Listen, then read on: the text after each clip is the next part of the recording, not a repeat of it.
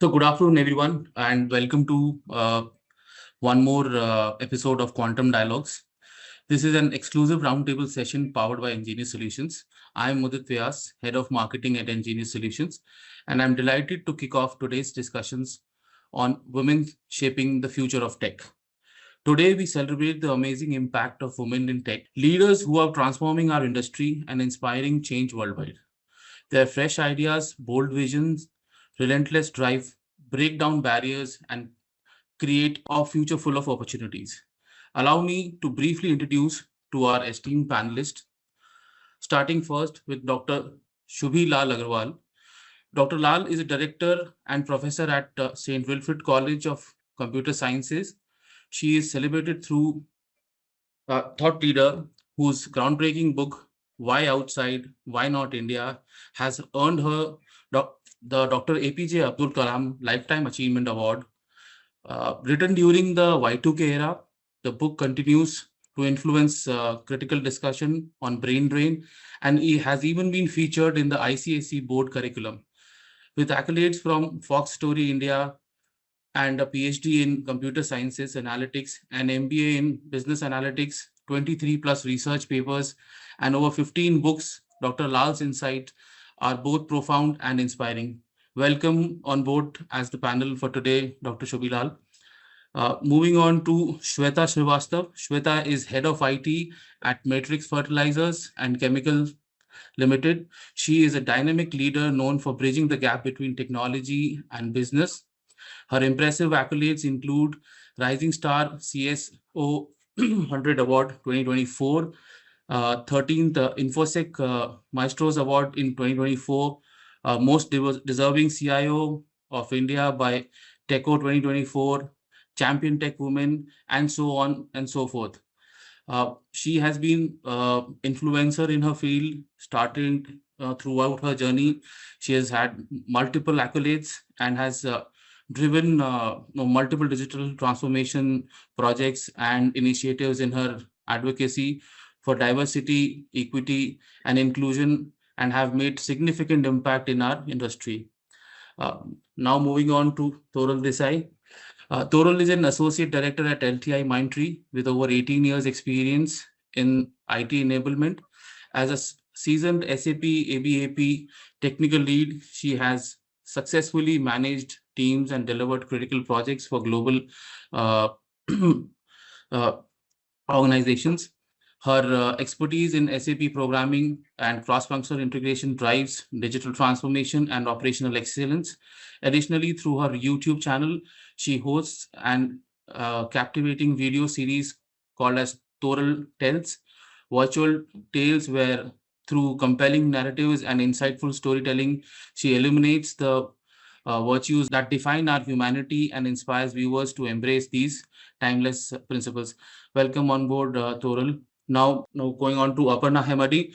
Aparna is a seasoned HR manager and HR head at NGenious Solutions. She has close to 17 years of experience in HR in the IT industry with academic credentials in BMS, MCOM, and MBA in HR, along with an executive development program in digital HR transformation AI driven analytics from XLRI. She is a leader in building inclusive workplaces and nurturing talent.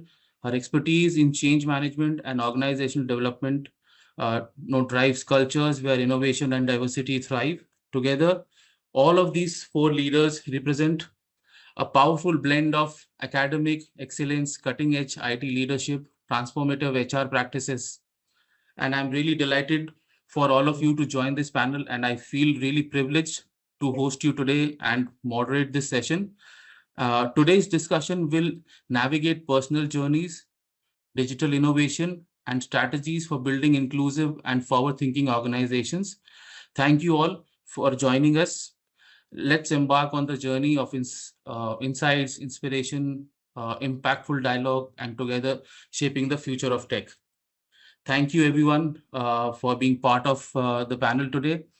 No, to begin the conversation, no, I would like to wish you all happy Women's Day and kickstart the uh, the podcast with no questions about pertaining to how has been your journey throughout your career, what have been the mentorships that you have given, sponsorship that you have shared with your colleagues. So I'll open the floor for questions, and I would like to hear about your personal stories, where we share more insights about your career and your mentoring experiences. So this question is to all of you. No, I'll start one by one. How have been your personal career journeys evolved over the last decade, 2 decades in the IT industry? And what role have mentorships and sponsorships played in your growth? And can you share any specific anecdotes or lessons from mentors who have shaped your careers? So I'll open the floor and we can start with Shweta. Thank you. Thank you so much, Modit, first of all, for having me on this panel. Coming to your question, my journey began like a core IT technical professional. I started as a software developer and I was developing applications for business. But I would call myself fortunate to have got opportunities where I could spread my wings beyond the conventional role of an application developer, and I could explore the other aspects of technology, which is networking, which is security.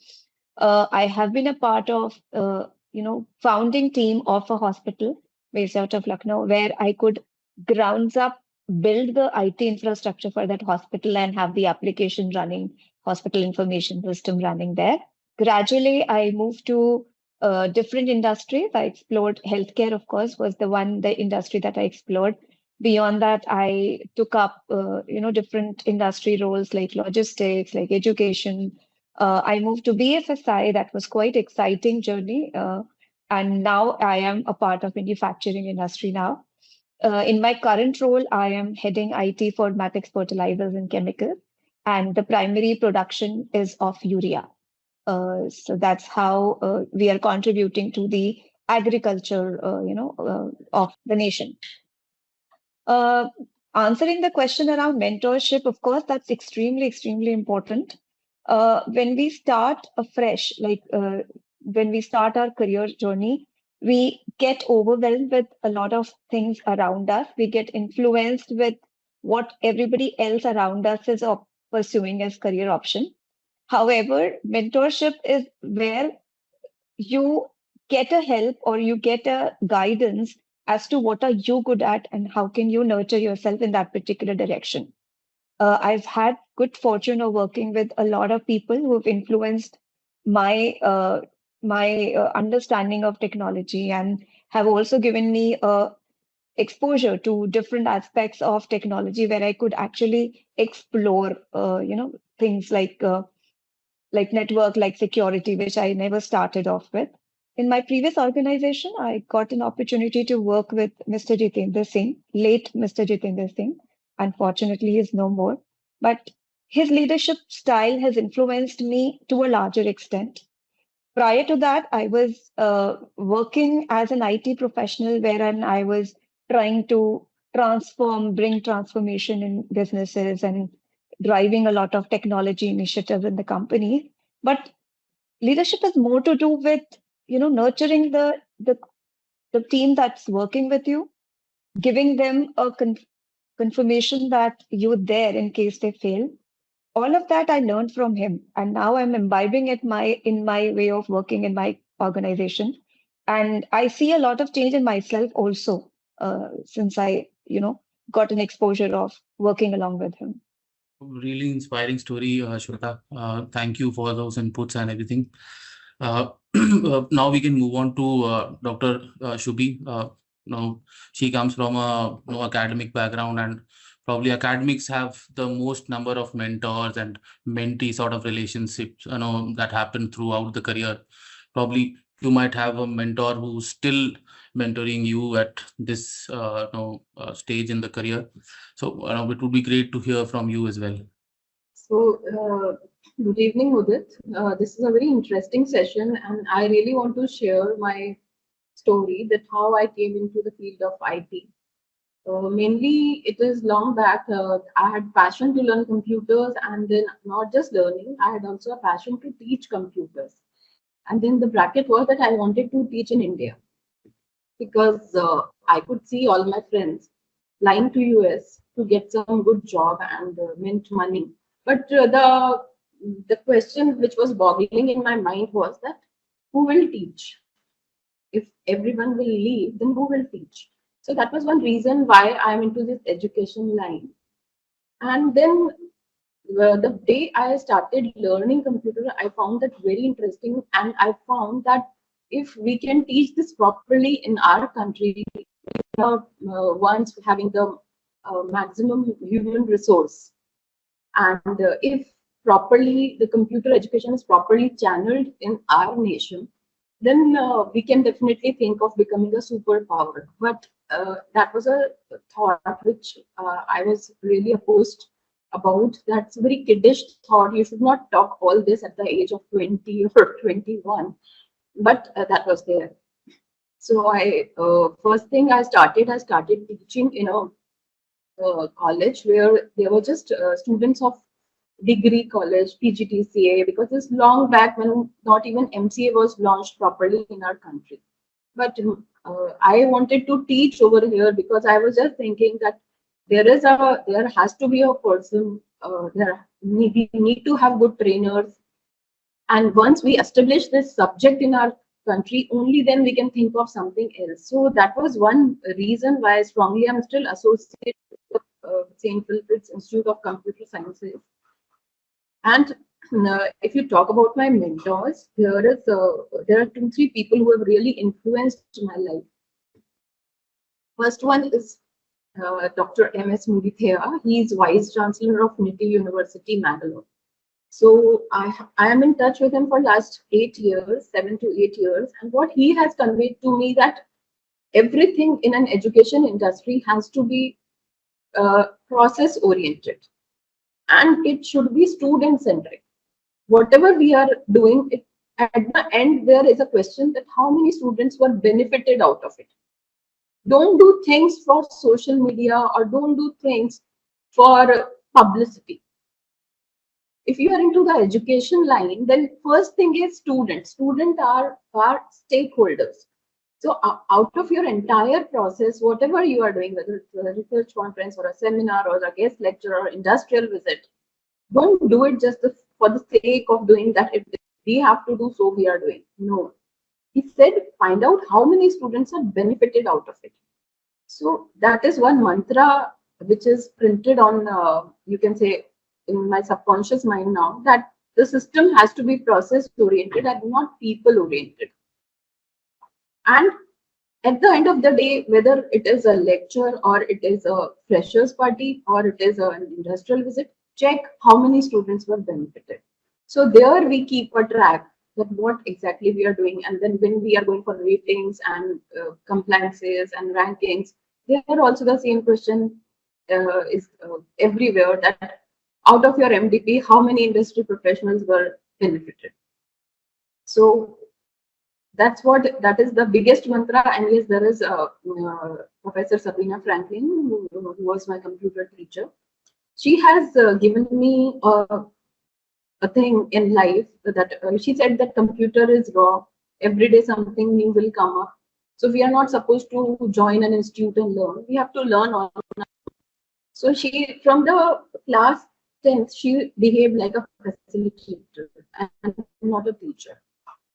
She used to give us floppies and she used to give us the operating systems to install right from deleting files. So from that era, I have seen the face of a computer. And what she has taught to me is that I am teaching you one language, rest you have to learn on your own. So that is one thing which we are doing. Every day we are learning. Even today also in the background, I'm learning a language and I'm learning some new tools which have come up. And that is how we are. Now we enjoy. We are a learner always. And I enjoy this subject a lot. We all are definitely learners throughout our life, and nothing more said from an educator or a somebody who's in the field of education. Now we constantly learn.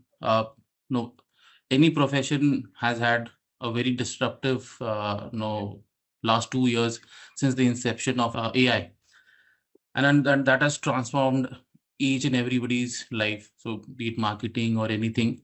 So no, I would also like to take insights from Toral on this, and have her perspective how in her field of applications and SAP and ERP and multiple integrations across domains.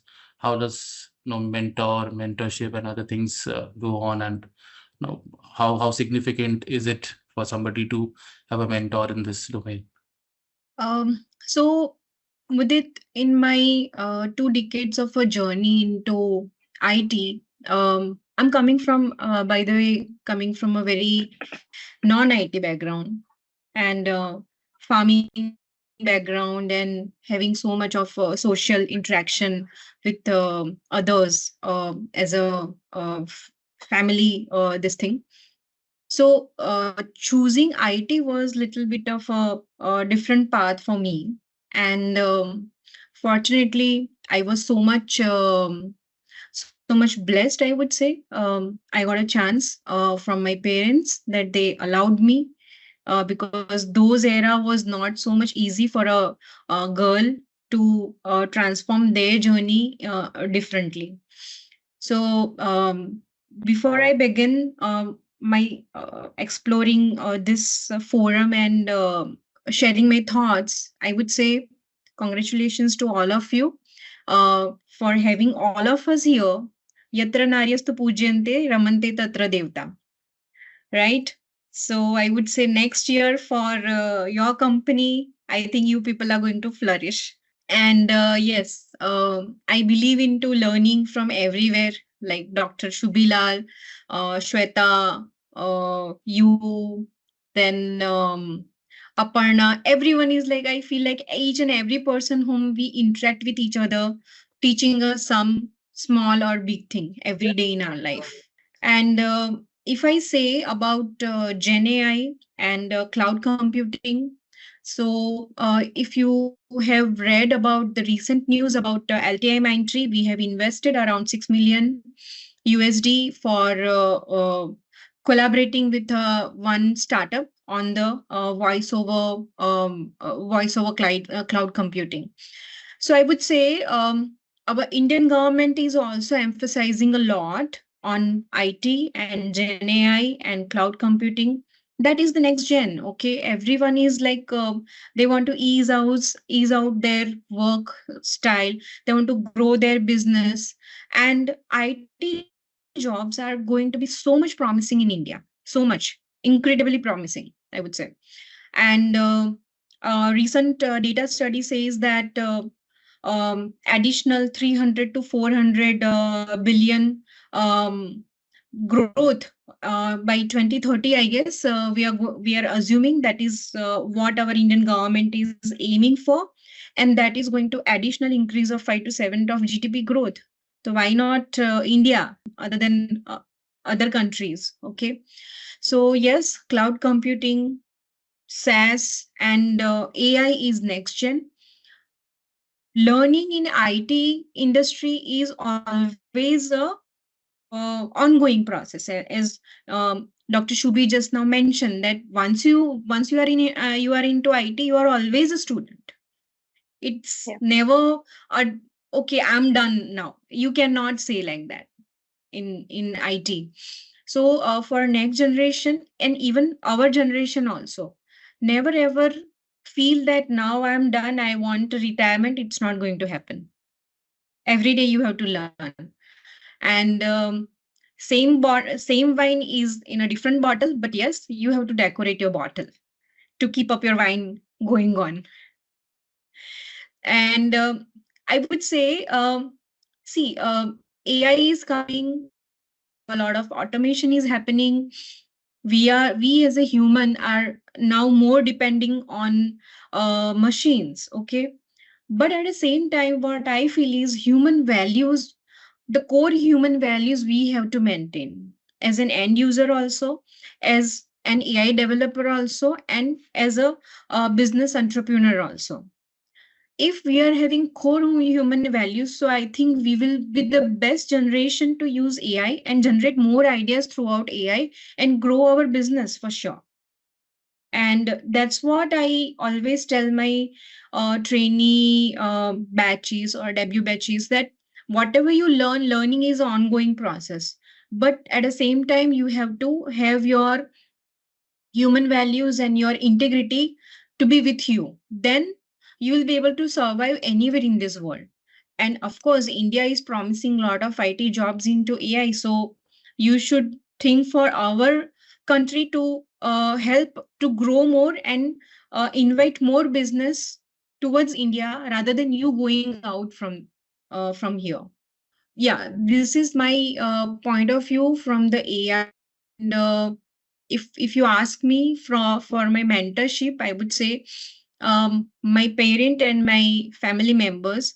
So when we started our journey as a child or as a young personalities, they always tell us that keep yourself into end user shoes. Okay, if you are happy in that shoes, then you will be able to deliver better. So that's the one mantra I always use, or always follow, that no matter what happens, if it is Saturday, Sunday, if it is holiday, if some or other things is always there into IT world. Okay, you also know that we have to have all our downtimes during weekends or during summer holidays or whatever happens. But end user satisfaction is the core value of IT. They are like beyond that there is nothing. If they are not happy, we are not happy. So I believe into that thing. And over the period, I have adopted so many good things from so many people, like from all of you. So it's a journey. Learning is a journey, and I think challenges come and go every time. You cannot have yourself into that mode that, okay, I like this, I like that, I will do only this, I will do only that. It's not like that. You have to adopt yourself, since you are into IT, and you have to, the show must go on. Thank you for all the inputs, Toral.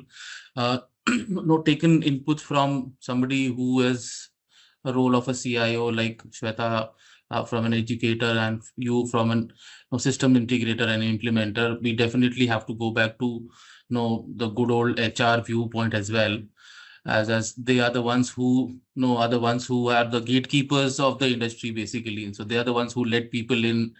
They have the scrutiny, and they decide who comes into our organizations and who we mentor, and the leaders we create. As we have also come through the system, it has been the HR who has been the ones who have shortlisted us and then moved on. HR practices have also changed over the years, and I would like to have Aparna's point of view on this, and know who the mentors are, what sort of, or how does HR function as in the mentor-mentee role, and who are the leaders that get identified. Thank you, Mudit. Good afternoon, everyone, especially all the exceptionally talented panelists. So I'm also here to learn from all of you. Yes, I'm from HR and not from IT. Being a 80s kid, I've seen definitely, not having computers as a subject in school, from having it as a subject in school from standard 8th, 9th onwards. Then when we jumped into the graduation side, we saw BSc IT adding on as a far more better graduation approach than normal BSc or BCom. I did my BMS, and I remember my first presentations, I had to literally draw or write on a OC paper and put it on the adapter, and it will reflect on the wall, till my final year presentation being on a CD.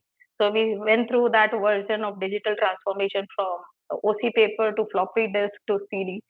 So yes, digital transformation has always been a part of all our education journey. And then coming to the career, yes, working on an Excel sheet, then working on MS Access because you have the sharing capacity. All right. Then working on hard copy of documents, wherein you have files and files of papers of all your employees, and then you have to seal lock it. The keys will be with hardly with one or two people. To then the entire digitization of those documents, shredding those documents, and then moving to the digitalization, choosing which platform to go for, whether you should use a server or go ahead with SharePoint. All of that, we've been a part of that journey.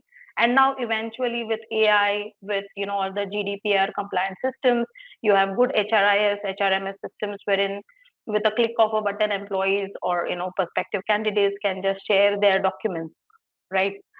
Earlier, the resumes used to screen and type all their information manually in the system. Then the parsing came in, that the system can scan the resumes. Only the Word documents initially, now they also read the rich text format or PDF format. So for us, yes, it was a very helpful digital transformation that happened, because a lot of productive time went into doing these manual entries. And also then you cannot avoid human errors to it, right? So yes, that's why IT probably stuck with me. I loved being in IT, and 17 years in IT, be it hardware, be it a software IT industry, and I ensure that I stay in the same field as an HR. Coming to mentorship, yes, right from parents, learning the work ethics, integrity from them, then learning from probably even the colleagues or juniors around you. But yes, in my first job, I learned from my boss. They would not just teach us recruitment; he would teach us the skill sets. That time we had mainframes and all. We had to do the calling, so he would ensure that he's teaching us even the technical terms, not just call and recruit the person. It was basically understanding the technology. So that's when I understood the importance of each technology, what it is doing, you know what developer creates through those technology became an understanding, a natural understanding, and that developed the interest as well to deep dive into each and every technology that came new in, and which helped to even understand the business, that if I'm hiring this X person, what he will do in .NET or what he will do in C Sharp for that matter. So learning, yes. From my second organization, I understood policies. I understood, how to probably boost confidence for juniors if they are good in front facing. So my mentors, definitely all my seniors there, helped me to, develop myself there. Uh, in the third organization I worked with, there were a lot of women leaders. So that is the first time I came across a lot of technical head of departments being female, the sales head being female. And whenever any decision was to be taken, all the managers were in one room. They all put across their views, and according to the discussion, any decision was taken. That's when it gave me the idea that yes, all views matter. And if I have to make anybody feel belonging to the organization, it is necessary to bring everyone on the same table, understand each other's challenges, and then take whatever policy changes or decisions that I have to do for the business need. From my last organization, my CEO, she was a female, and it was a startup organization, a AI organization, and they worked like round the clock. I just learned working like that, like, crazy, that this is my target and this is how I will achieve it. So I think it's over the period, you meet all these different mentors whom probably you're not in connect with over the years. But whenever you are doing the same with your juniors, or you are imparting the same knowledge to somebody else, you always remember them. You always thank them in the head that, ye inhone sikhaya tha and now I'm following it. So yes, deeply uh, in gratitude of all those gurus in my life. Yeah. Thank you so much for those words, Aparna. No, definitely more no, insightful than no, we think about tech leaders and how women are shaping now the entire tech landscape these days. No, given that we know now a bit more about all of us and what work each of us do and the backgrounds and kind of journeys that we have had over the years. No, I wanted to have a more candid sort of an approach and ask you all that how do you all identify leaders within your organizations in the roles that you are in, and it could be probably somebody who's reporting to you and you think that okay, no, this person or this tester or a developer or team lead is now now let's say capable to take the next step. How do you identify those people? What are your checks and balances that you do, and what prompts you to promote them? What prompts you to put them in leadership roles? Could you if we could take a a quick 2 minute take on it, and we can start with you, Aparna, and then we can go through Toral, Dr. Shubhi, and then Shweta. I think since we deal with, all kind of employees, all level of employees, if I have to see somebody at a leadership level, what will I look for? First and foremost, probably the authenticity, the X factor that they bring to the table. It's not just, because we need genuine people, right, at a leadership level, whom the management can trust and whom the people can trust. So yes, that is first and foremost. Second, somebody who is resilient, who has resilience, who is adaptable. We are talking about digital transformation. So somebody who is able to accept change and also influence others to change with the upcoming trends, right? Even that is important. Willingness to change the status quo, because we are not just talking about MNCs or globally, advanced organization here. We are also talking about traditionally run firms. So if these leaders have to shape that business, then they should also have the ability to change the traditional practices according to the latest trends, keeping in mind the human emotions there as well, to be empathetic there. And humility, I think these are my key takeaways, because strategic leadership and all, definitely that is there on their resume. They have done something, and that is why we are, considering that person. But if I have to see something out of the box, then these 3, 4 characteristics, yes. Yeah. Yeah, I agree with Aparna. So for me, two things are very much important.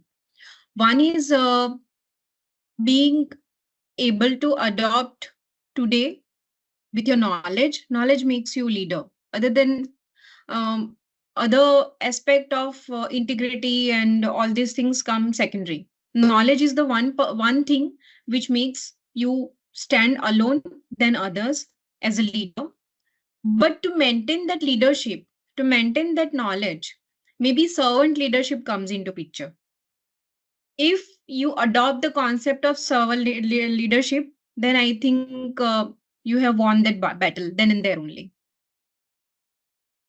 Yes, for me, if I have to identify a leader, I have to understand. First thing is, if I am giving task, I want to see how active listener that person is, how proactive he is, what is his or her turnaround time, that much time does he take to complete that task. And the fourth one is the quality of the output. So these are the four things that I consider when I'm choosing someone on the role of leader. Normally, I do a lot of dry runs because I'm in an educational institute and I'm dealing with a lot of students over here, and we do a lot of events. So I do a little dry run. Let's say, for example, I have to see who will be hosting the event. So I'll give the same script to 10 students, and I'll see who is doing the paper reading, who is announcing it, who is trying to understand it, who is trying to understand the profile of the keynote speaker. So there I come to know that how much you are into the event. Are you connected by heart, or you're just connected because I'll be giving you marks? So I try to understand them. And sometimes when I find them stuck, I myself lead by example, where I give a little example to them that how I will be doing it. So that there are few shy who can do better, but they are not able to speak properly because of their habits. So there, I give them some example also, and then I'll see. But yes, my time frame is not much. I don't give much time to a person to judge as a leader, maybe in a day or half a day, or sometimes depending on the project on which they are working. And that is how I try to evaluate. And definitely the one who is leading, I always appreciate him in public, so that every other person comes to know that this person is doing something extraordinary or special, and we need to observe that person. So these are few things which this is my best practice, I can say. And I have a good team of volunteers, you can say, from various colleges who offer their services in various things, and they contact me and we get the things done in no time. Yeah. So for me, I think leadership qualities are, of course, agility, humility, and empathy. But what's additionally important is to be able to play the role of a visionary leader. So for becoming a leader, you should have a vision in mind and you should foster inclusivity within your team. So the more you would encourage your team members to participate, to take the steps, to be proactive, it will bring out a better leader within you. So what is important is to replace the I attitude with a we attitude. The leader shouldn't be trying to portray themselves as an achiever. They should encourage their team members to take the lead and just be at the side to ensure that if anything goes wrong, I'll be there. But then what needs to be done is to take the roadmap in a way that everybody who is part of the team sees a future in the initiative, that whatever the team is taking, that those are the pointers that are important according to me.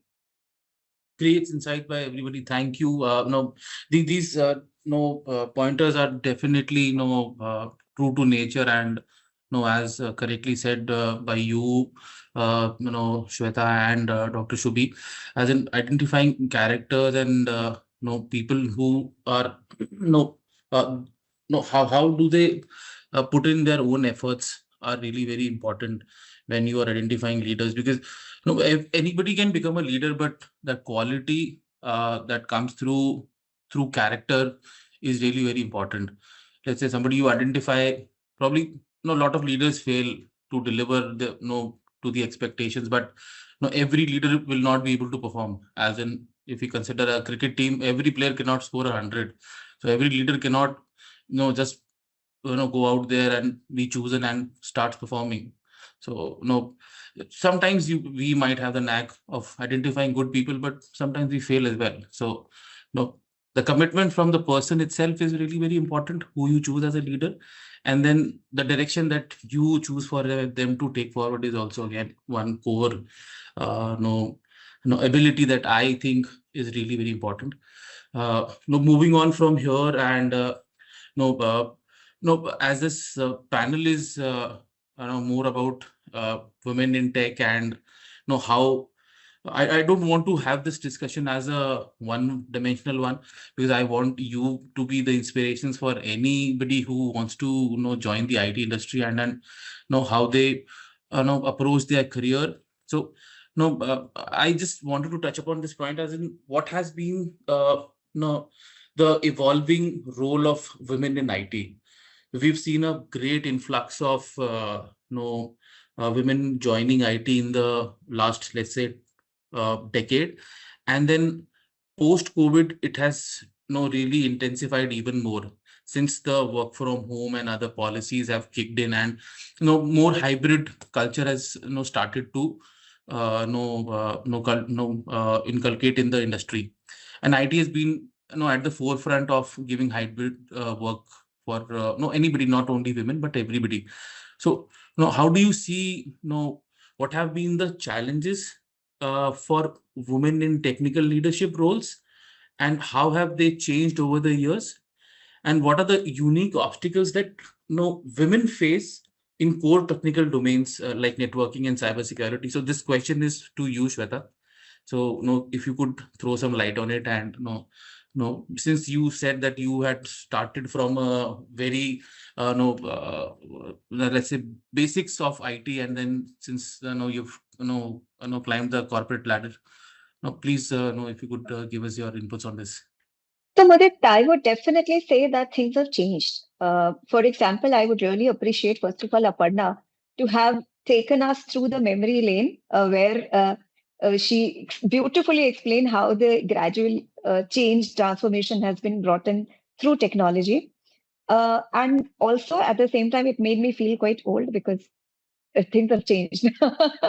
Things are much more changed than what we used to experience long back.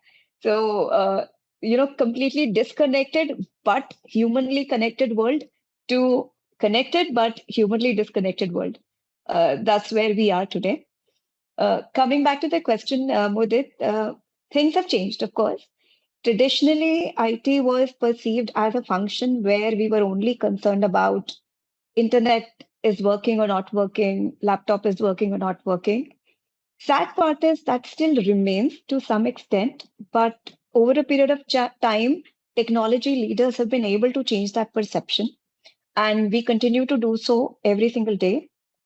Uh, Women, I don't see any specific challenge which is gender based because the field itself is gender agnostic. Tech doesn't differentiate between genders at all. So there wouldn't be any specific challenge that a woman faces and a men don't. The demands are, of course, extremely high in terms of commitment, in terms of extended work hours, in terms of uncertainty that can bring in, turbulence in your peaceful life. Uh, those are challenges which anybody would face. So I wouldn't say that it is specific to women. Of course, women, as part of a biological and a societal cycle, they undergo a lot of personal life changes, which is a little difficult to balance at times. But that's across all industries. Why only IT, should be blamed for that? There are women opting out, there are women going for a sabbatical, but there are enough and more opportunities which are now opening up for the women who want to come back for work. So I would not be in a favor of saying that it is difficult for women and all of that. Yeah, from other perspective, I would say that there are certain HR policies which needs to be a little more aligned towards women in an exceptional scenario where they have kids, where they have commitments at home, which a lot of companies are doing, but we are still a long way from there, where we can say we're 100%, gender agnostic in terms of the way we work.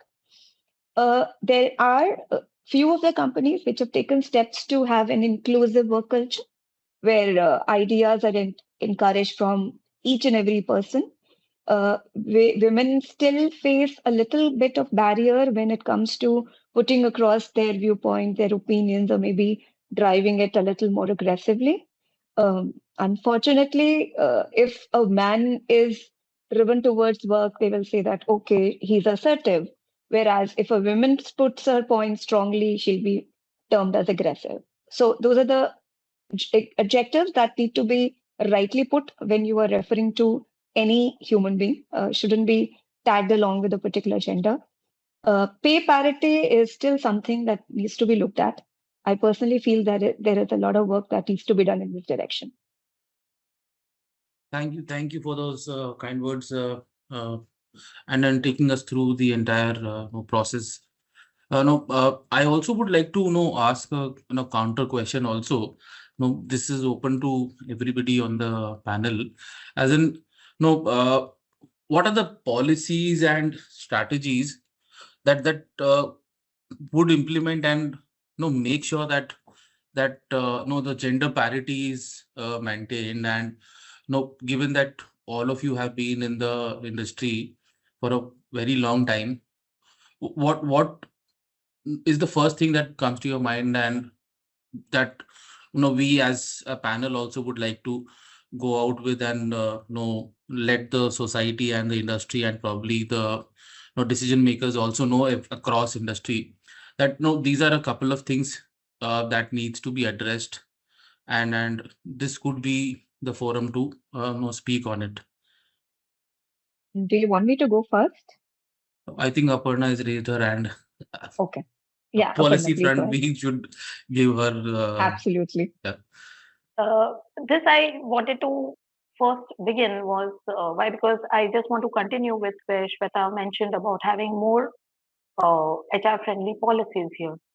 So yes, if we have to see the World Index report, population wise, gender parity is there in India. It is somewhere around 136 females against 146 males. So yes, population wise, yes. But if we see the employment of women workforce, it is just 22.8%, which is way below, right? So why does this happen? So unlike men, women do go through a lot of career gaps. It could be, probably to take care of their ailing parents or in-laws. It could be because, after their marriage, the husband is staying at some different location, so they had to shift places. Then definitely, then there is a maternity leave or the child caregiving period that happens. Uh, Whether we like it or no, it is a proven survey that the employment rate of women drops by 12% when she gets married. All right. So when I say this is dropping by 12%, who are getting these 12% jobs? They are, you know, probably hired male employees, right? So when I'm saying this, we call the term as marriage penalty for women, and it's a marriage premium for men. Okay. Further, the opportunity or employment drops down when she goes on a maternity leave. When she is married, a lot of companies will pass to her resume and then not clear, even if she is capable, because there will be a possible pregnancy coming in place. All right. So then that is called a child penalty. Again, children penalty. So this is the reality. There's nothing to be ashamed of, but face it and improve it. All right. So if we have to change this, how do we change it? Only women cannot change it.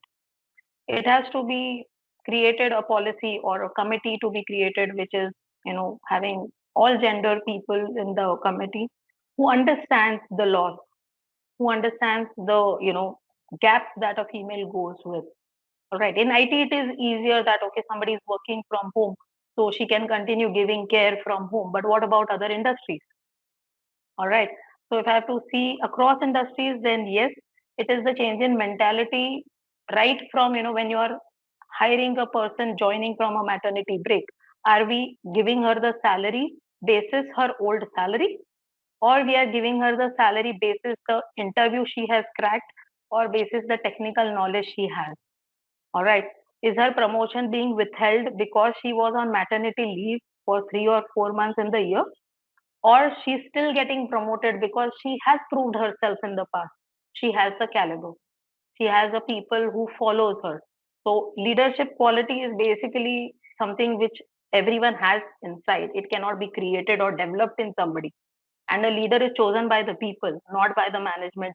It's not the other way around, ideally. They already know that somebody is following this person X and she or he can become the leader, because we will not have to then, train 10 people. It's that one person who will do the job for the company.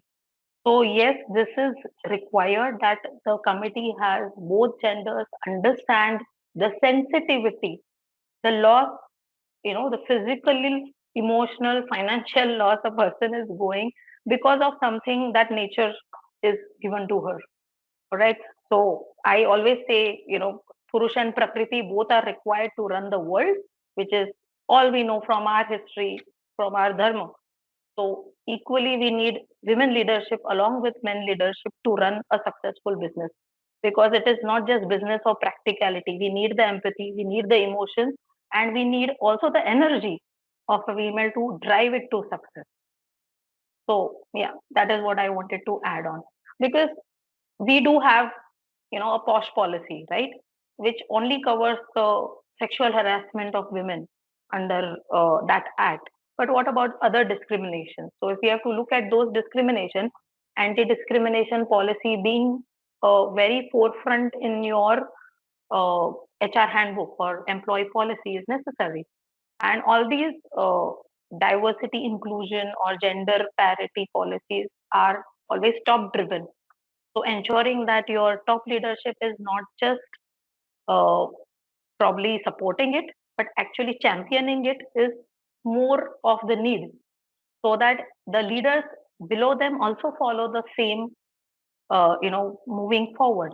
And when we are hiring, yes, it has to be like every month we do those reports, right? HR has the attrition report, how many people joined us, how many people left us. We also have a gender ratio, which all these companies want to showcase on LinkedIn or all social media, that we are so gender equal and we are an equal opportunity company.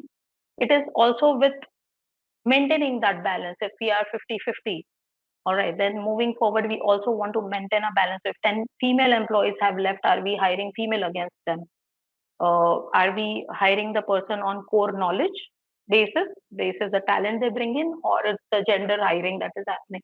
So becoming unbiased, changing certain traditional mentalities. So it is a slow change, but it is a necessary change. Yeah, I think that is what I wanted to add it to Shweta's. Definitely, I agree with all the points that Aparna, you've pointed out. No, I have been really blessed. When I entered the industry, I'll take a couple of minutes and I'll give my inputs also. No, my first reporting manager, she was a pretty experienced lady, and about 10 plus years in the organization where I went. And unfortunately for me, she was on her, let's say, uh, on the verge of going on a maternity leave when I joined, and she was supposed to mentor me. And no, my career path would have been really very different has she not gone on her maternity, and probably then left the job, and I got a mentor who was somebody who's into consulting and market research, and my path went that way. Otherwise, I would have been, let's say, more of a technical management consulting role rather than being into core marketing. So my pathway would have been totally different, and probably I met her after 2 years when she came back from her maternity, and that gap of 2 years, I worked with the organization for 2 years, and she's like, I was supposed to mentor you, and I got to know after 2 years that that was supposed to happen. And no, I couldn't correlate because I left the organization after a couple of months when she came in, and I constantly sometimes regret. Okay, no, had I joined a couple of months earlier, I would have had some pathway to move towards what she might have taught me. And no, but the other mentors I got were somebody I still admire and appreciate what they did for me. But my career path is now way different than I would have imagined, or the organization who hired me, they would have imagined for me. So no, really relatable how things go, and how could somebody shape your career in a different way altogether. And total two different ways I've parted since that. That's been 12 years now. So totally correlatable with everything that goes on with this. Over to anybody who would like to join in on this, and quickly Yeah, in sure. 2 minutes if you can put in some words. Yeah, Mudit. So I was going through one of the book written by Miss Indra Noy, and she clearly, very beautifully carved out that biological clock of a lady and the career clock of a lady doesn't go hand in hand, never go hand in hand. So it's not only, I would say, the maternity thing. There are multiple things happening at a lady's biological clock end, and there are multiple things happening at career end. And policy like having a maternity leave for more than 6 months, I guess, a few years back, implemented by Indian government. At the same time, policies like having sabbatical or some other benefits for a lady when children are in giving boards or other important milestones of their children. If such kind of policies can be adopted by organization, I would say that will be feather on a top. Recently, our organization has adopted beautiful concept. We have open crèche over there, and lady who want to bring their children at office, they can have that safe environment to keep their children, and they can go and meet their children anytime. On top of it, we are also offering some portion of work from home. So I think world is evolving, adopting, welcoming lady to adopt the work culture, IT work culture, and yes, we would see more improvements also. Anyone else would like to put in? Yeah, just one thing I would like to add here. While we expect the workplace to be, a comfortable working place for a woman, we can't forget the role of society at large, which also influences if a woman is able to pursue her career the way she used to do before she had those commitments. So I've personally met a lot of females who dropped out because there was no support at the family end to take care of their kid while she would want to come to work. There are women who have a support, for example, a husband who's working from home and can obviously manage kids while she's away. But how does a society look at that entire setup is again something where needs a lot of mental change. People are still not in that frame of mind where they can understand that this can be pretty normal if a man stays back at home and takes care of kids and house. It's nothing exceptional. And we really need to see it from a different lens than saying, oh God, your husband is so good. Why? He's doing as good a job as a woman could have done staying back at home and taking care of kids. So we unnecessarily villainize a woman if she wants to really pursue her career, and we unnecessarily give too much of credit to a man who is opted for taking care of the house. It should be equal at all levels. Yeah, I agree with you, Shweta. On top of it, I feel that mental health also plays a bigger picture nowadays. We are always talking to screen. Like right now, also we are having virtual roundtable, but that we are missing that flavor of human touch. And maybe this is one of the aspect of mental health requirement. But at the same time, what I feel is if we start giving importance to mental health of not only women in and around to her ecosystem, we would be able to give better environment for that lady to grow into that her shoes or in that environment, I would say. I think Dr. Shubhi was trying to say something. Yeah, just the same thing. I wanted to repeat the same what Shweta is saying, that definitely we say that females are working after office and females are taking care of their kids. They are dropping their kids to school, boarding the buses and all. And when the man is doing the same thing, we always say, wow, your husband is wonderful. So we should not add that wow. That's a routine task. Okay, that person has that man, the one who is doing, has understood his equal share, and he is doing that. So there is no wow over there. So we should not unnecessarily we are adding. I mean, we are not able to understand the society at the first place. We are also a society, so we have to stop that.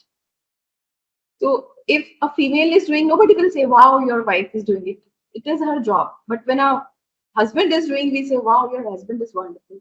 So even my husband makes tea in the morning for me, and I enjoy it. But if someone says your husband makes tea for you, wow, you have a wonderful husband. No, he says that you take care of my mother when I'm on shoots, when I'm coming late in late nights. You take care of my mother. Who is taking care? So bare minimum, I can offer a cup of tea in the morning. So that's the equation between me and my husband. And he also says that the society has actually has created some seeds wherein if a male is doing something, he's appreciated in public, and the same thing if a female is doing it, she's not neither acknowledged, but you will also say that the sugar is less or the it's not a good tea, the milk is more, and so many things come up. So that is something where we have to balance our compliments. Getting my point? Yes, I think Similarly, people confuse basic surviving skills as gender neutral skills, yeah, and not according to like I me, would not say in metro cities now there are a lot of nuclear families, so they take up equal responsibilities. But yes, when it comes to people who are staying in joint families, or India is several countries in one country. So yes, at grassroots level, all of these changes have to happen. And yes, I think we are reaching there slowly, but yeah.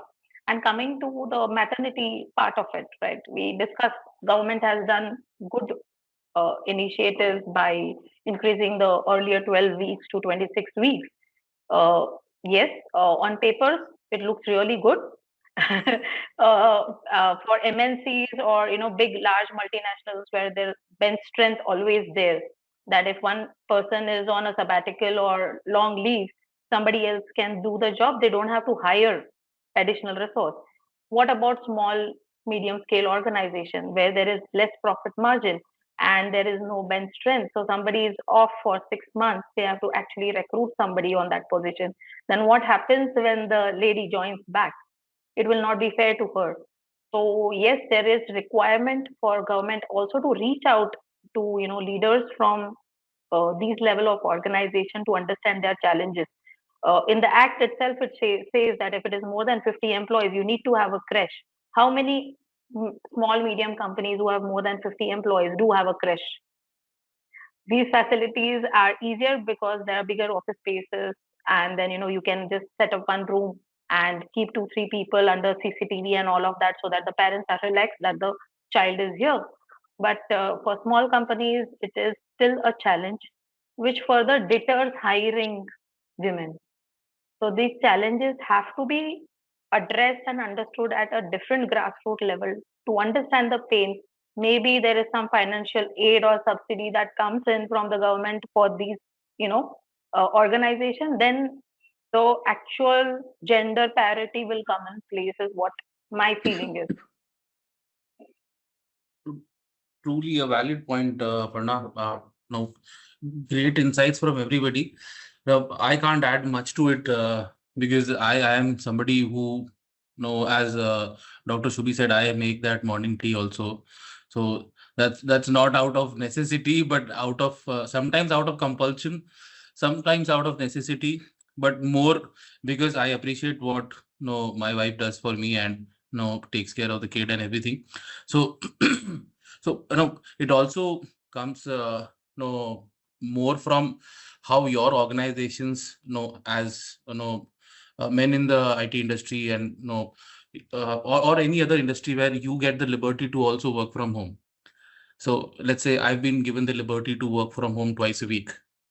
So that is when, because my wife can go to the office.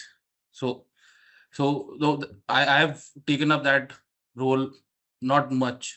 How long has it been on? Probably last 8 months it has happened that I've been started to do a hybrid workspace. So which has made sure that she has more friends at office.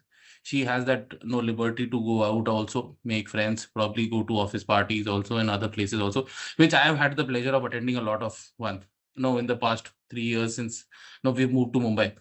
So no, which was earlier also the case, but we did not have a kid. So again, more complexities came in, and then now the kid is big enough that I can handle him more. Earlier, always needed a mother to handle. So probably those things can also be a challenge. But men definitely have to step up and have more to bring to the table other than running the house and not just helping in the odd chores of bringing vegetables and other things, but they have to be more hands on with things that probably they have not been traditionally doing, or our forefathers have not been traditionally doing. So that is going to overall impact the society. If you see your neighbor doing those things, you definitely want to do. Your elder brother doing those things, you will be doing it. Probably your colleague doing those things, and you may be influencing your colleagues to do those things. Those are part of, I think, the entire ecosystem that is evolving and has evolved in the last 5 years more, since people have started to work from home more. So that culture is now developing, or that not the culture, but that mindset is now growing, that you can also be contributing to the household in multiple ways, and also making sure that the ladies are also having their say as well at the same time. So this has been really an intriguing and knowledge embarking session for me personally as well. And this is how we wanted to discuss these things.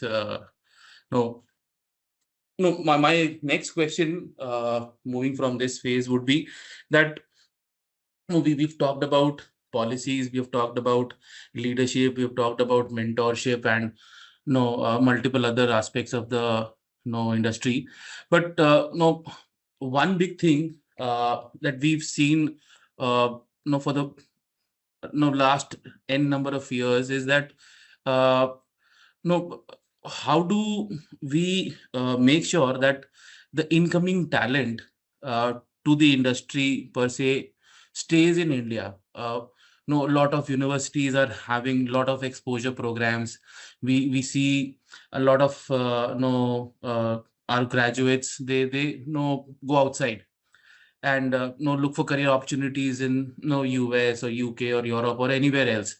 No, no, these policies may be something that might be in the top of their head while they are making these decisions, that okay, probably 5 years down the line, that when I get married, or probably when I have a family or something, no, these will be bothering me.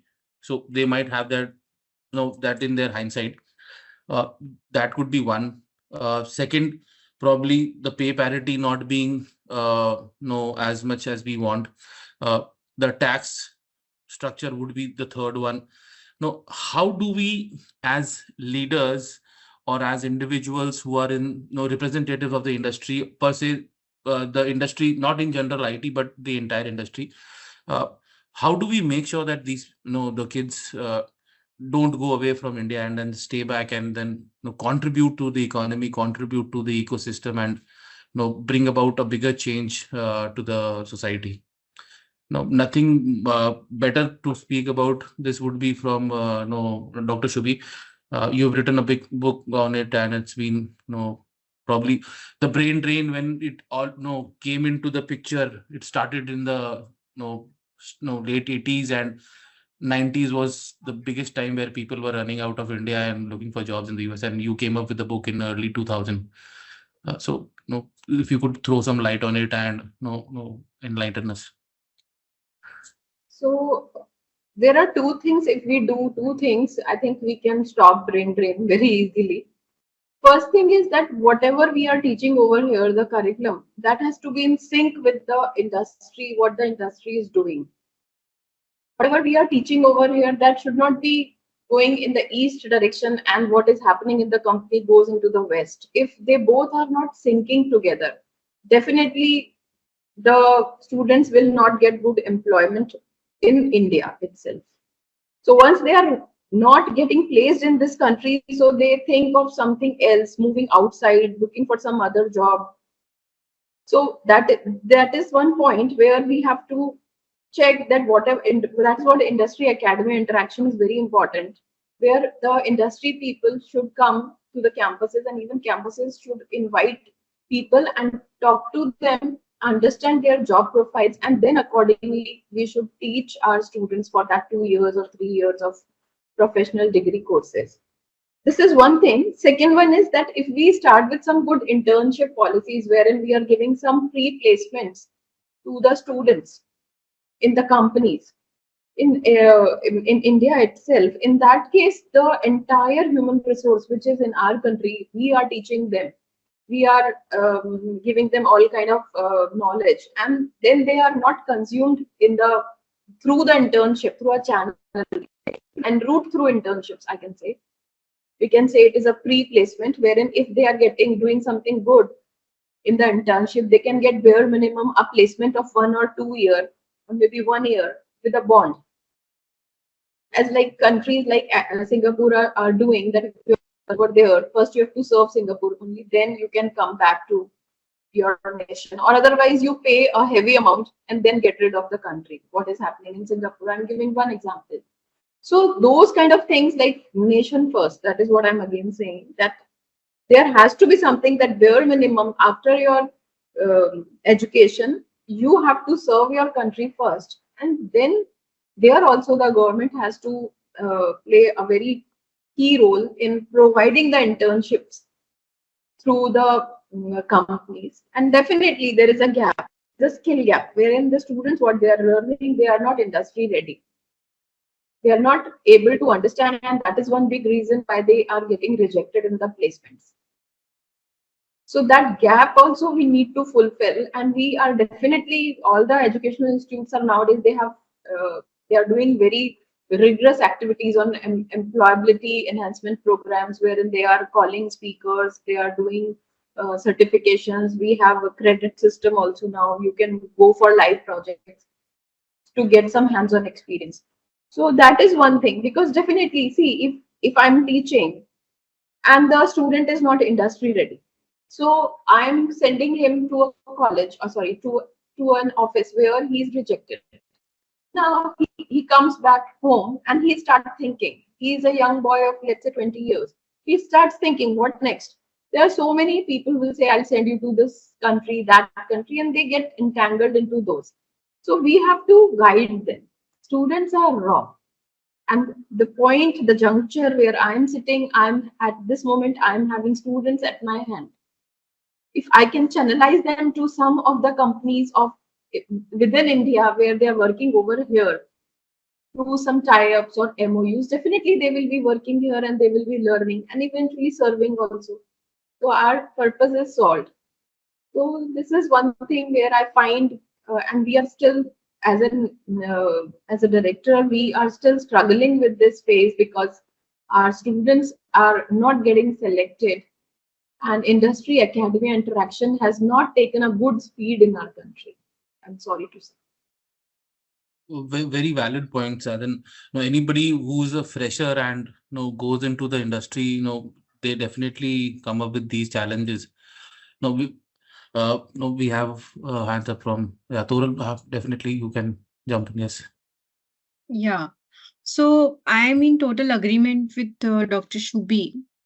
On top of it, what I feel is while we are talking about today's topic is mainly revolving around women, and now we are also elevated our discussion on the on our youth to remain here in India. One very much concerning point what I feel is pink tax. Pink tax in India, which evolved in late 2000, especially by EU countries, and now India has also adopted. Market researchers they say that the overall market is revolving around women buyers, but at the same time, women buyer has to pay more. While we are talking about men and women on a same page and everything, all this, good English, good to hear English when we say, but at the policy level and at the tax level, if this pink tax can be addressed by government and everybody else revolving around them, maybe that will be the smaller contribution for a lady to work and to remain here in India. And I would say, as a buyer, they will be able to contribute more towards this supply chain. Otherwise, I will not buy anything which is made of a pink color. Yeah, valid point again from you as well. No, Aparna, yeah, please go ahead. Just to add on to what Dr. Shubhi or Toral said, uh, if the onus, the higher onus here is on the country, developing country, to ensure that the quality of life is improved. The education system is on par with what the employment demands. Also promoting return migration, if at all, by giving certain tax cuts or whatever. But yes, even when we are saying quality of life here, I don't think so. People go more for salary, because Indian companies are, I think, giving on par salaries now these days, right? So if it is improving quality of life, then it is also, when we say nations first, it is also the citizens' responsibility to improve their own behavior or the civic sense that we talk about, right? I would not mind throwing probably, a piece of garbage or litter around in India without thinking twice. But I would think 10 times if I have to litter or, throw rubbish outside anywhere in the foreign country. Why is there a fear there and not the same one in India? Small things. I think when we say quality of life, it starts with us cleaning our own house first, and then expecting the government to clean a country which has a population, to manage. When we are saying that Mumbai population is more than what Australia has, and then people want to go to Australia, I mean, then you first clean Mumbai the way it should be. How much work will a municipality do? How much work can a government do without the help of the people? I think it's a two-way or a very multi-dimensional topic, ideally, wherein everyone's efforts are required to make your nation the best. And then everyone would want to stay here. Why would they want to leave? And escape is never the option. कि वहाँ पे अच्छा मिल रहा है तो let's go there. Why not you try to make what you have better? Why don't you bring in the change? Why expect it for someone else to do it? Yeah. Shweta, please go ahead. Yeah, so just adding one more point here from where Aparna left. Uh, Work culture of Indian companies is also such which doesn't align well with Gen Zs. So when Gen Z, there are two types of Gen Z, what I've seen. One are full of ideas, full of energy, but they don't want to fit in into into the four walls of the policies of an organization, which typically an Indian company has. So if you look back before nowadays, I think every household has somebody or the other working abroad. But initially, when people started looking for an opportunity outside those four walls, which was generally a government or a PSU setup, they started looking for an MNC job. Why? Because the policies and procedures of an MNC is very different. It is quite flexible. It gives you a lot of liberty. The path to reaching to the top is much more seamless and easier as compared to a government setup. So again, coming back to the Indian companies, which is now, of course, not a government company, a private company, still the work culture is still aligned a lot like, uh, a more like influenced by the way we have been working traditionally. So that's also something which a Gen Z wouldn't approve of. And other aspect that I've observed with my experience with working with Gen Zs is there's a bit of a focus issue. They want to do everything. Now, to channelize their energy and get the complete productive output becomes a challenge for a leader like us. But if we are able to manage it well, I don't think anybody would want to leave their hometowns and leave their places, leave their country and go out. I mean, a lot of people would do for the want of better lifestyle and other things, but then that can be managed if we give them an environment within our country. I think we saw during COVID, right? Before that, very few companies might have a work from home scenario. And that too, I think, would be IT companies. But when COVID started, everyone had the fear that they will lose their job. So any normal employee who was putting 9, 10 hours started putting maybe 14 hours, 15 hours so that, they are overdoing things and they don't lose their job. And a lot of companies minted money. How many did pass on that profit eventually Yeah. to the employees, right? Because there were salary cuts, there were job security threats, and then that shift didn't happen in major of the companies. It did happen. A lot of companies give, better appraisals the next year, or they ensured that the salary cut was, reimbursed to the employees. All of that happened, but most of the companies didn't. And then the market reversed from an employer dominated market to employee dominated market, wherein we saw people doing multiple jobs from home. And I think that's when those employees became very smart, is what I understand. They understood that it's our demand, and then they played around. And if any Gen Z we are talking who are graduated in the COVID period, they are extra careful, or they already know what they are expecting. All right. So they have a lot of demands before they prove what they are doing or what they are able to, do for the organization. And that is when there is a chaos or that little imbalance that happens. Like in IT, we see, right, people saying that we are working for an international client, working for them remotely and able to achieve productive results. So for that IT international client, why do I go to office every day to work when I can do the same thing from home? But we are also forgetting that human touch is necessary. The team bonding is necessary. So yes, hybrid work culture, I feel, is more of a normalcy now than a benefit, the way it was earlier shown. That this is an employee benefit. No, that is an employee necessity right now.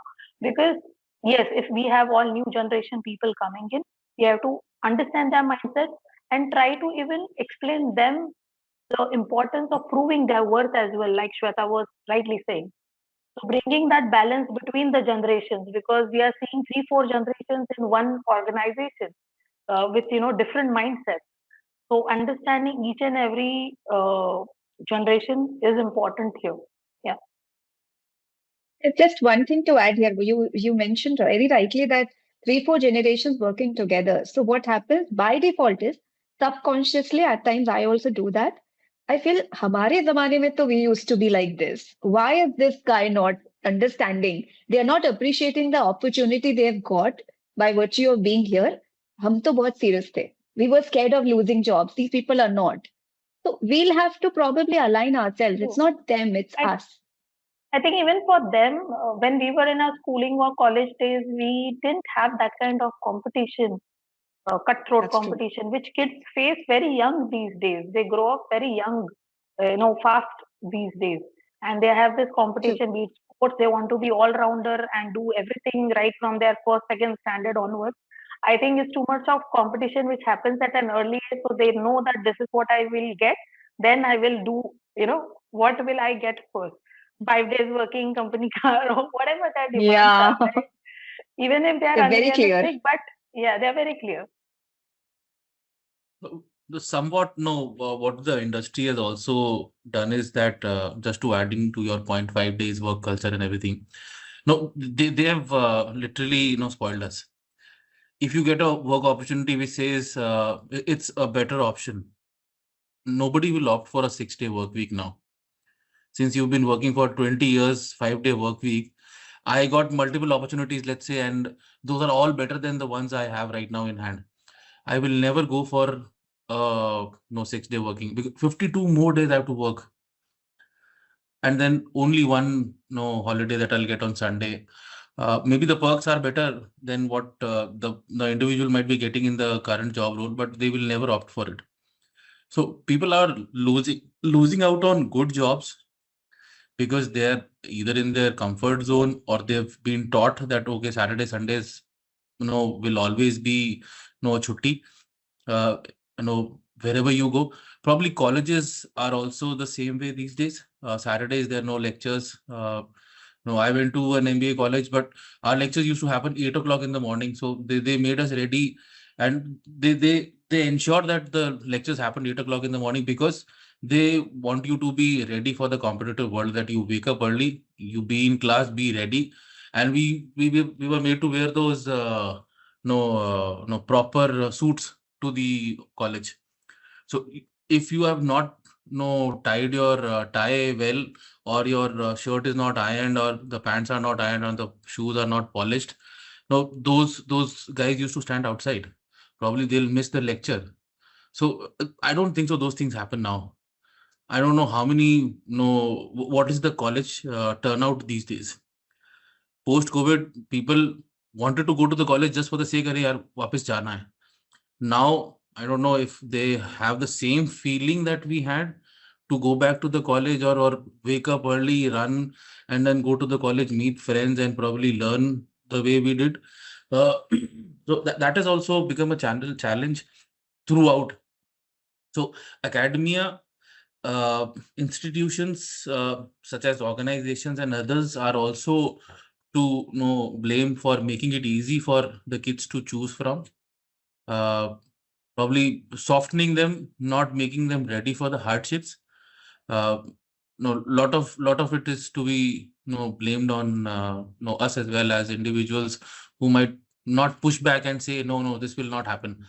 Probably start with 1 day and then increase it to 2, 3, 4, or make it easier later on for them in their careers, but not at the beginning of it, where they understand, okay, I'll get this sort of a package when I start with, because my neighbor's son has got that package, and then that is there. So that competition also probably makes it very crazy these days. Toral, you wanted to say something, sir? Sorry. No, it's okay. So Mudit, on the same note, I would like to add something. Indian government is pushing so much hard to the education industry to adopt our ancient Indian knowledge system. Like earlier in Gurukul or earlier in any industry, if you have observed, Indian method of working, and education wise also, and the industry wise also. We used to take leaves during only the full moon day and the no moon day, that is Purnima and Amavasya, because we as an Indian knowledge system, we have proven to the science that we can work 21 days non-stop as a human. And if you ask me, if I don't work on my Sunday also, I feel uneasy. So I need to open my machine if I'm not working on Saturday, Sunday. It makes me feel so much uneasy. So nowadays, when I go for some small talk to children of different colleges, I always tell them, under NEP 2020, National Education Policy 2020, Indian government is pushing so much hard to adopt all our ancient Indian knowledge system, and right from the Garbha Sanskar. Okay, if any one of you heard about the Garbha Sanskar, how before you start the conceiving your child and up to the birth of that child, there are multiple sanskara you have to go through to create that best human being, and you are giving it to world. You are creating that human who is going to help to the more to the society, more to the world. So if you allow me, I'll take 5 minutes of your time with my story. If you don't allow me, I'm okay with that. I think we'll have to have a side session for that, probably a fireside chat with you, because I think we have run over time a bit, and no, I also have a rapid fire question for all the ladies on the panel. So no, I'll take one question and then we can go to the rapid fire to conclude it. No, one thing which we haven't really touched based on is that no effective communication and no stakeholder management. No, how does it help to ensure that no management and no stakeholders are overcome these challenges, and how does non-technical and technical worlds also collaborate pretty easily, and making sure that from ground up, let's say a team lead, how he interacts with his manager, or and then upwards towards the management tree. Now, Aparna, this is for you. If you could help us understand this better, because this is by far considering everything, the the management tree also needs to be touched upon here, where an individual who's just come into the organization, how does he climb the corporate ladder? What are the steps that he needs to take? Who does he look up to? How does various stakeholder management between non-tech and tech go hand in hand?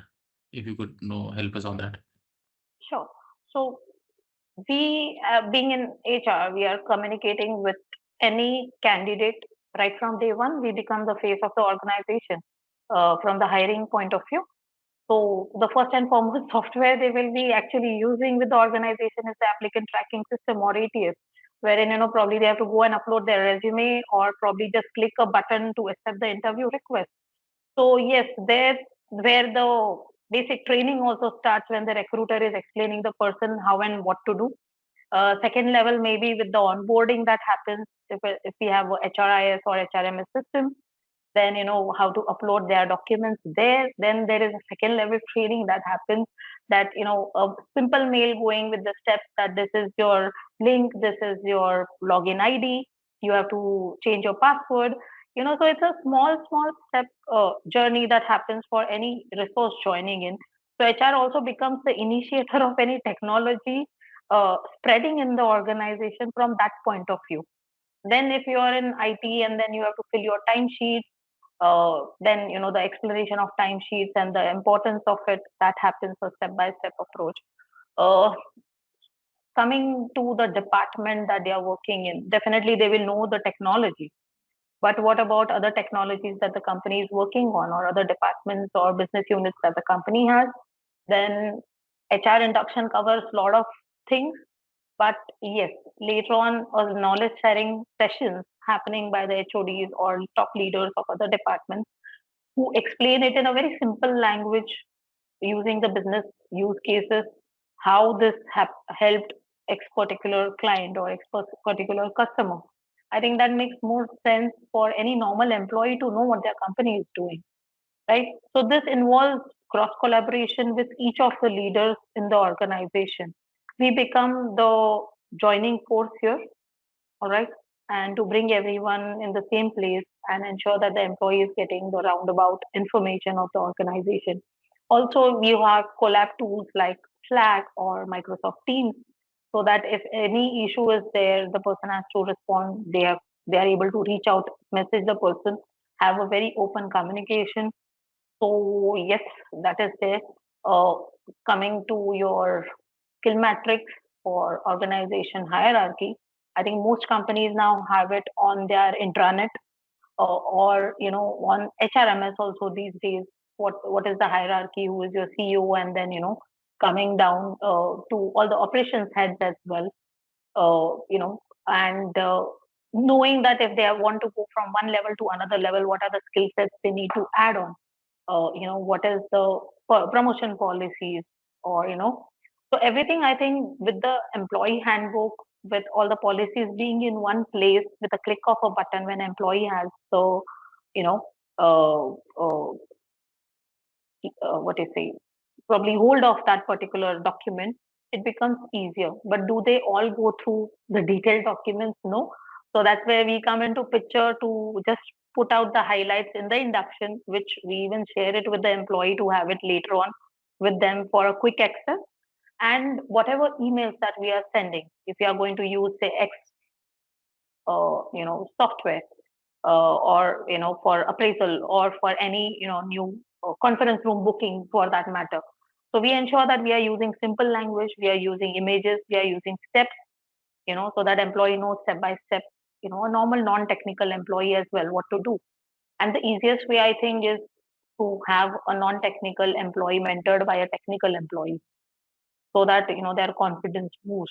So I think this is what all we would generally do, and which we keep on doing. It's a continuous training that keeps happening from, like, in IT, when they are working on client servers, client data. There are a lot of passwords that even the employees of our organization will have of the client, and how to secure these passwords. They cannot write it on a notepad or a post-it note.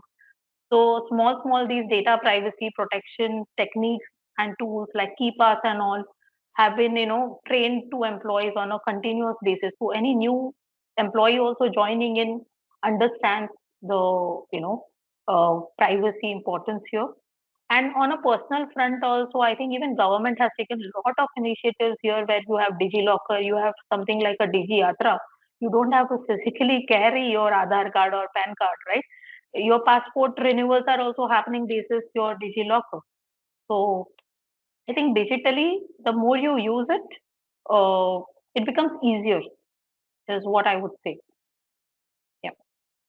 Anyone would like to add to it, or should we move to the rapid fire?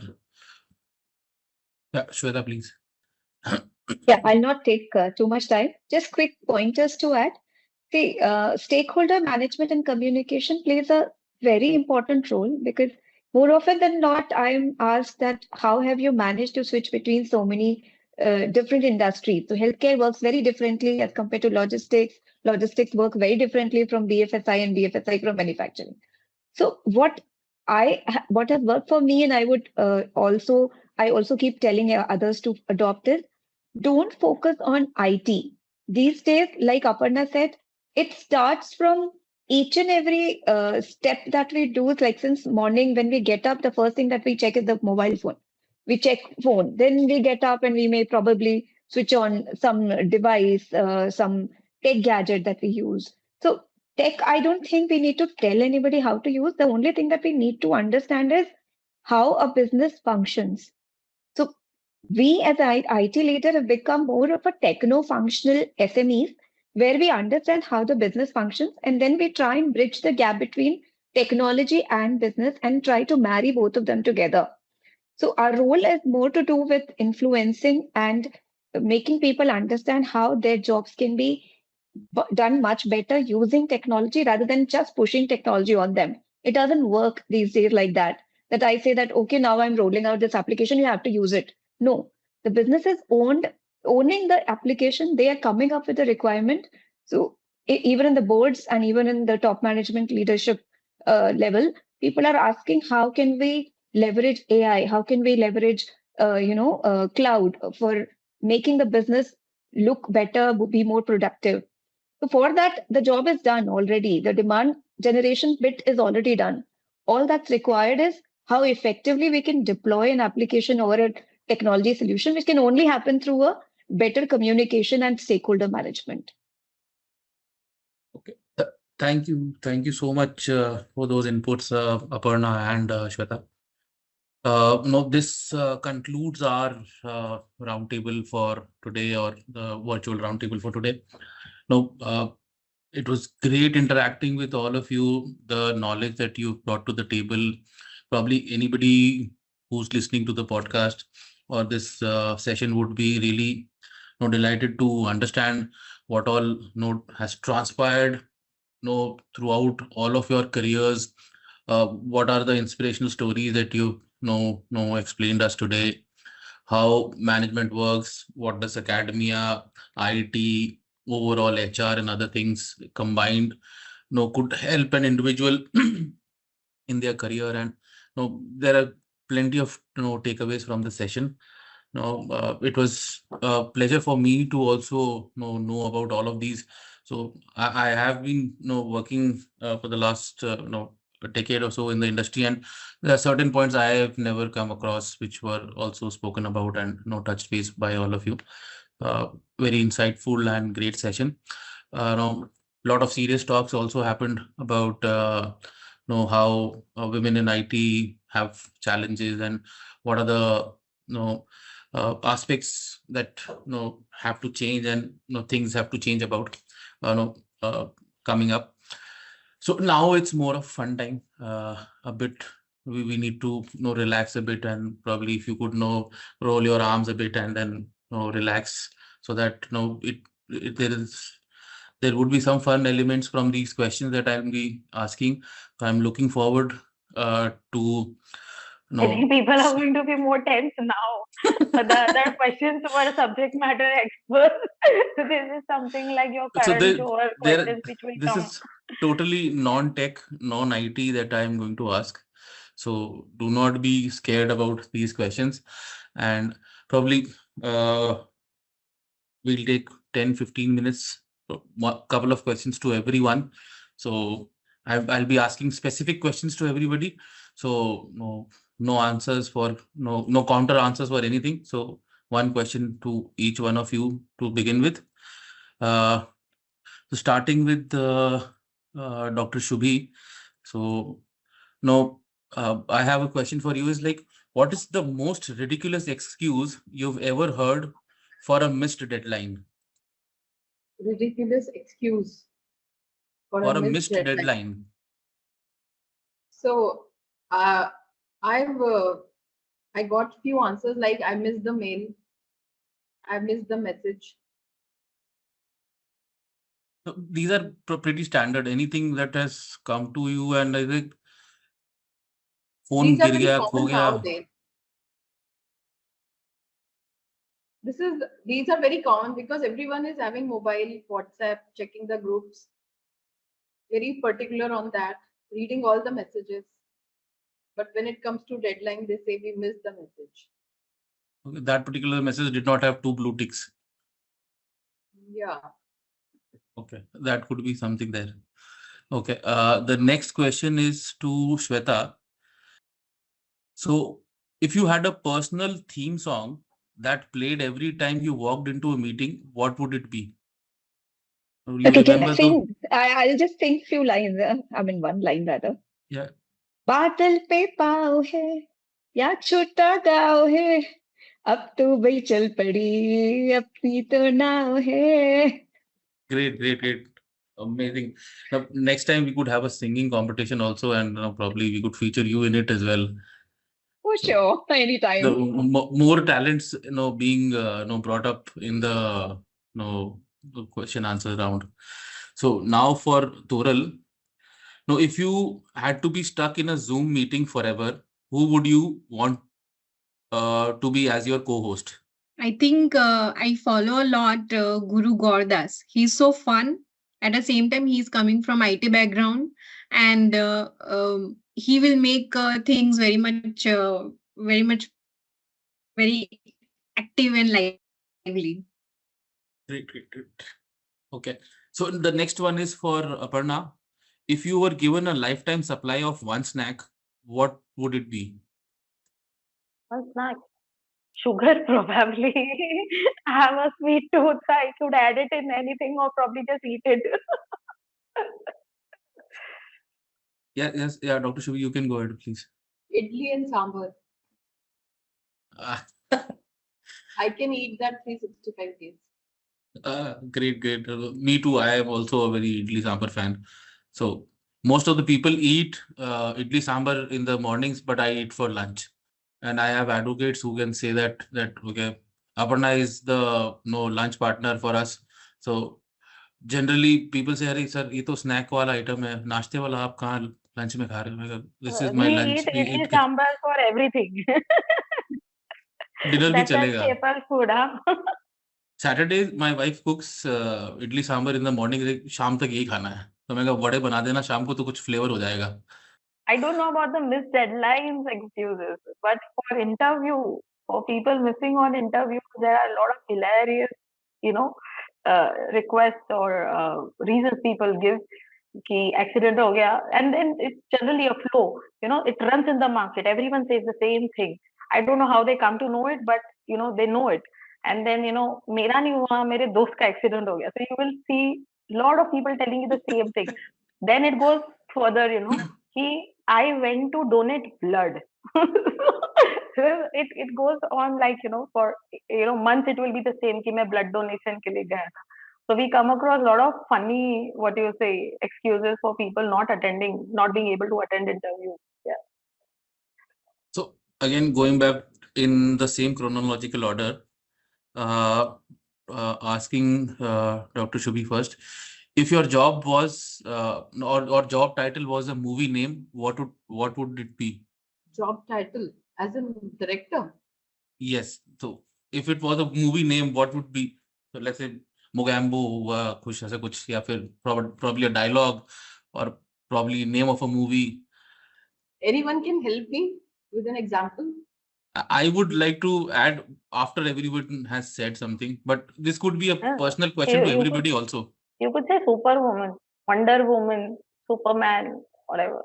Specifically for Dr. Shubhi, I would say Rambo because all the crazy kids around, handling them and then also handling the faculty and everybody else, it has to be Rambo. क्योंकि उसके बिना काम चलेगा नहीं. Superwoman Yeah, can and only do certain things, but Rambo does everything possible. Or I would treat a director like that because you have to be strong, you have to be agile, and you have to be on top of everything. So Rambo would be the best way to probably deal with a title like yours. No, title, forgive I me think if I'm it should being be too funny than expected. eco-friendly.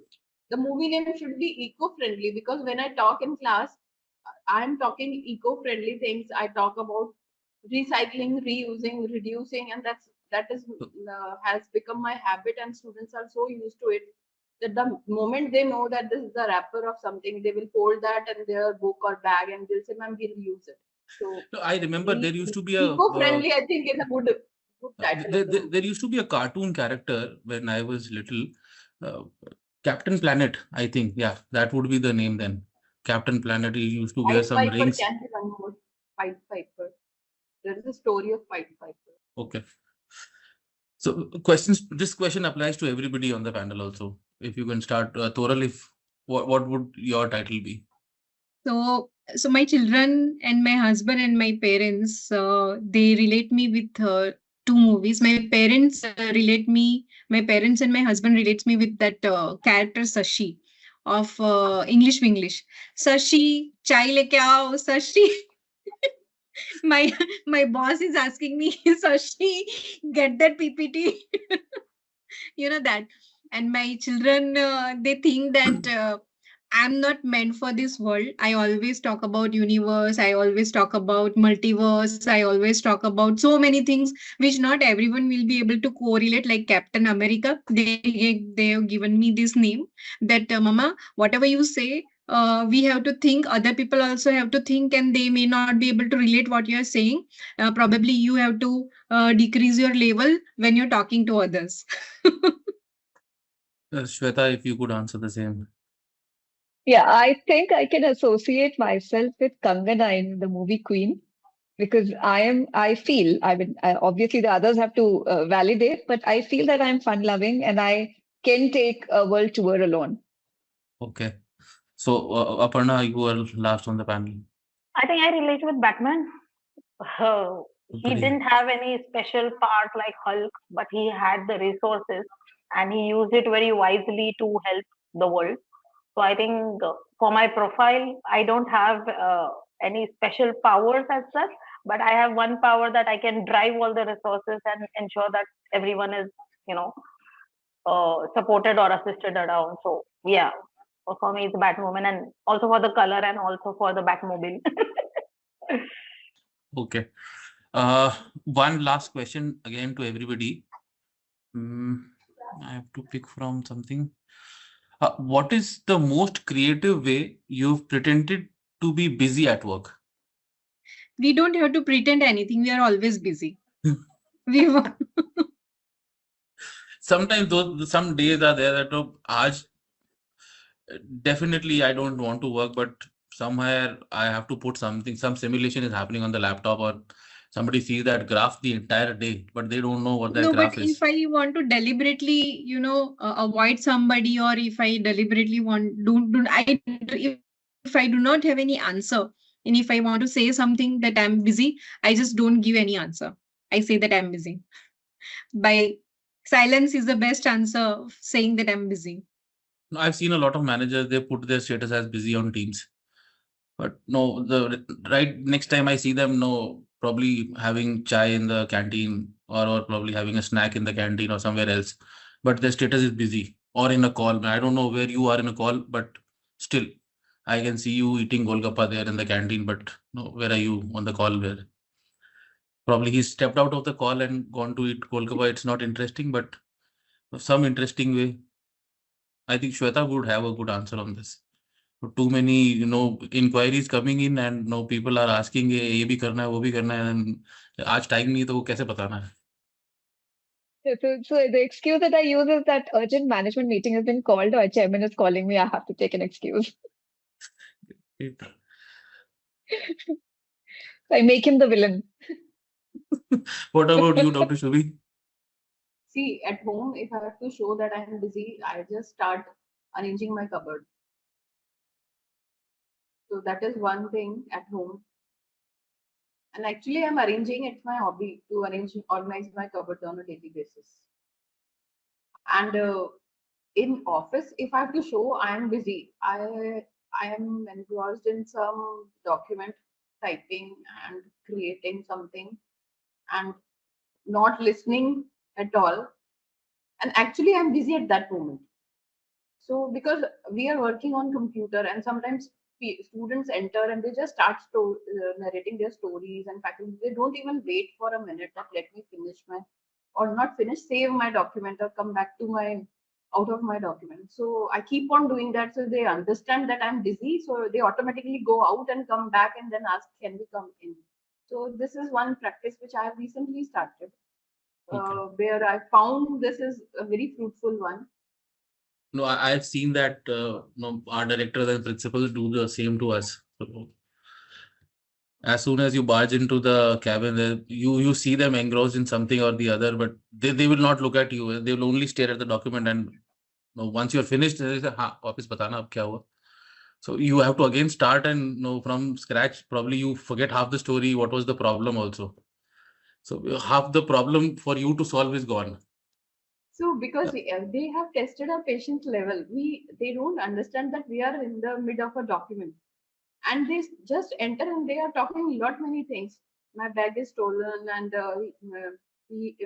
this boy is not behaving properly, or maybe faculty will come and say she took extra lecture, extra time. So I say relax. So you first relax. You let me finish my thing. So I said you just take a seat. So sometimes life is always busy, and when you cannot all the time say that I'm busy, or maybe you cannot even scream, shout, because it is 100 times it is happening in a day. You are marking attendance, you are calculating marks, and students will come and say my scholarship money is pending. They will just enter and start their story. So instead of saying something, we are doing something in the document, automatically they understand that yes, they are doing something, so I have to stop. Aparna, last one on the panel to answer this to wrap it up. To avoid unscheduled, uninvited barging in the cabins kind of a discussion, I actually, if I have to pretend I put my headphones, like literal headphones, and then it is understood that I'm on call or maybe attending some training session. And in general, if I have to avoid anything altogether, I would like to catch up people, right? So I say I'm doing grievance handling, but I'm actually catching up with the employees who are not in office. So it's a general chit chat. It is not actual grievance handling. But yes, I like to catch up with employees because yes, hybrid is happening. We see very less of people at work. So yeah, so that is how. Okay. So that brings a close to the rapid fire questions also. So, no, you've been a great panel, answering all the stupid questions also for me. Thank you so much for bearing with me for the last almost 2 hours and giving your time, the valuable inputs, and the amazing anecdotes and other things that have come from all of you. So I'll be bringing the session to a close for today's discussion. And no, I want to formally thank and extend my heartfelt no thanks to all the incredible panelists for sharing the insights and inspiring stories. No, your contributions to the panel and the discussions and all the topics that we've covered has been great. And no this gives me more let's say opportunities to grow as an individual, understand society in general, and this will also help anybody who is going to see this and bring about change in their everyday thinking in general in the IT industry, and an individual who's aspiring to be an IT employee, or whoever is aspiring to be working in the IT workforce.